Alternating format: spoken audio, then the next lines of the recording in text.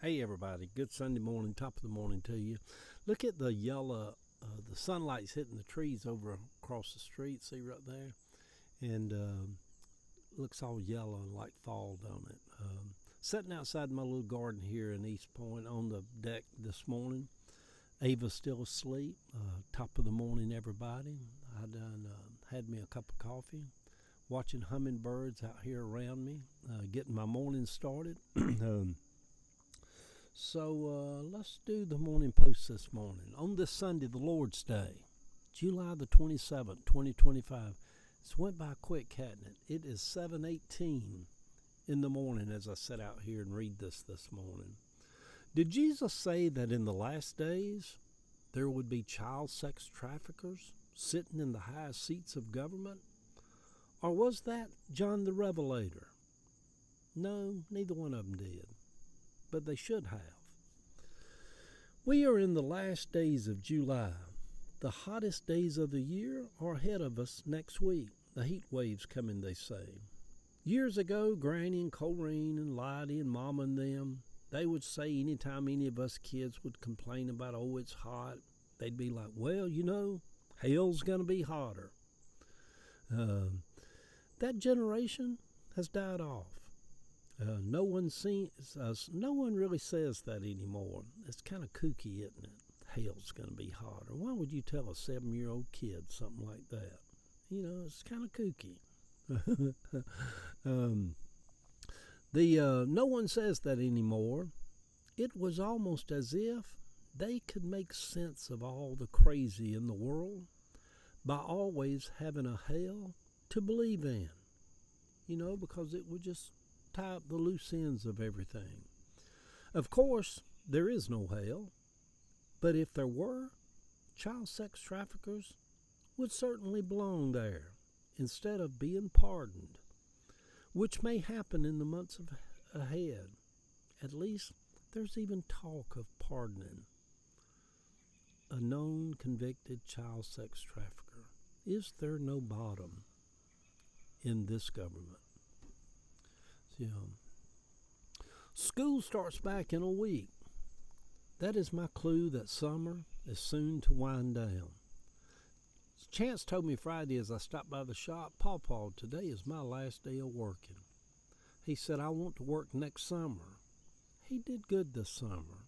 He turns 13 on his birthday. Sometimes I'll just look at him and think, he is bone of my bone, blood of my blood, flesh of my flesh. Talking like I'm in the Old Testament, don't I? That without me, there would have been no Chance, no Savannah, no Jill, no Heather, no Caleb. That the little boy Eddie, who ran the streets of Cabbagetown, was the door to others, for others to come through. Life is so bizarre, isn't it? When you really look at how connected we all are and how our place in life opened ways and made paths for other people. Yeah, it's bizarre. Wonderful, bizarre. Ava drives over to Milledgeville today to work. I will get my walk in alone. The air is still out here this morning. The world feels like a troubled place here lately, doesn't it? Children starving in Gaza. Starving in Gaza.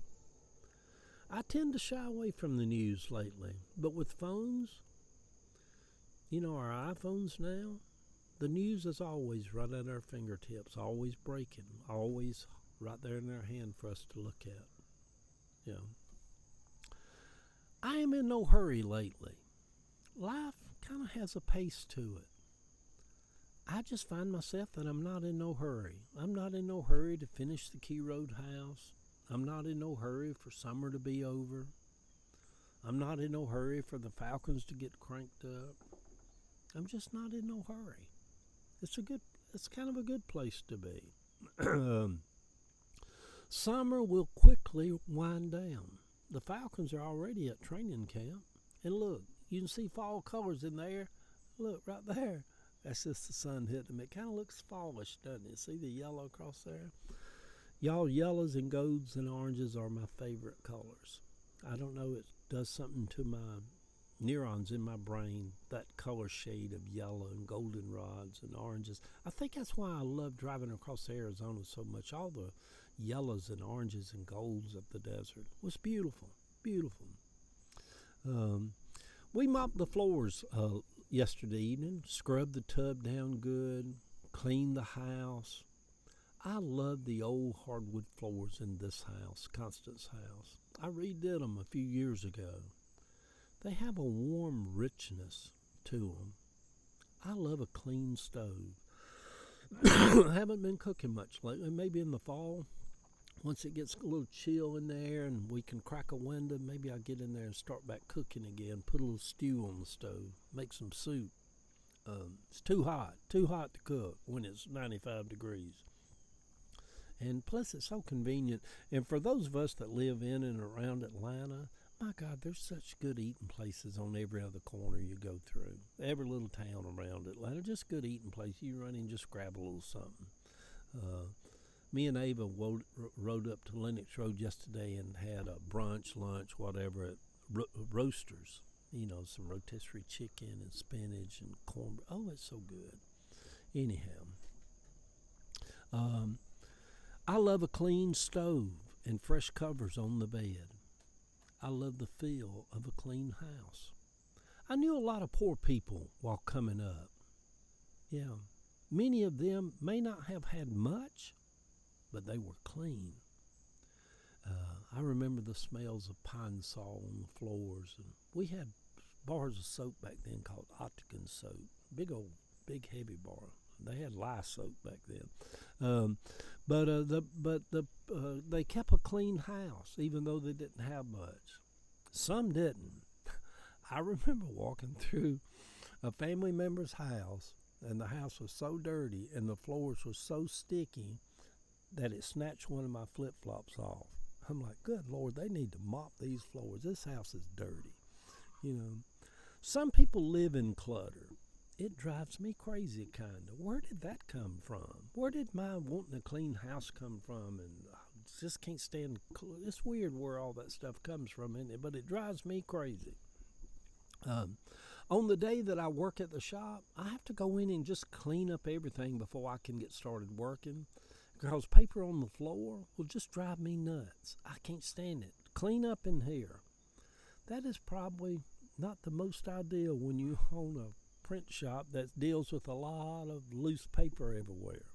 You know, did Jesus say that in the last days that child sex traffickers would sit in the highest seats of government?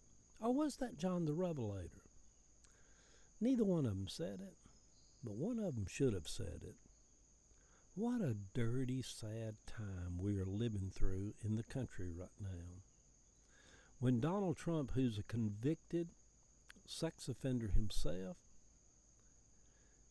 is hinting now that he may pardon Ghislaine Maxwell, convicted of child sex trafficking. What? I mean, is there no bottom? Is there no bottom to this government? You know? Other than that, good Sunday morning, everybody. Hope you're doing well. I ask blessings upon you in your life and upon me in my life, that we have a good week ahead of us, that we prosper and be in good health, that our finances prosper. I hope you come into a windfall this week. You just wasn't expecting, you just come into it. It'd be good for you. I wish that. I hope that for you. The picture over on my Facebook page, my garden house. It's too hot to deal with too much of it right now. At some point in the month or two ahead, as the summer starts to wind down, I'll start moving a lot of my plants that I want to save until next year into the garden house. And it will become my haven to go in and worship Christ, to call upon the Lord, to connect with Spirit, to pray for people, to meditate, to read, to write. Yeah. Love y'all.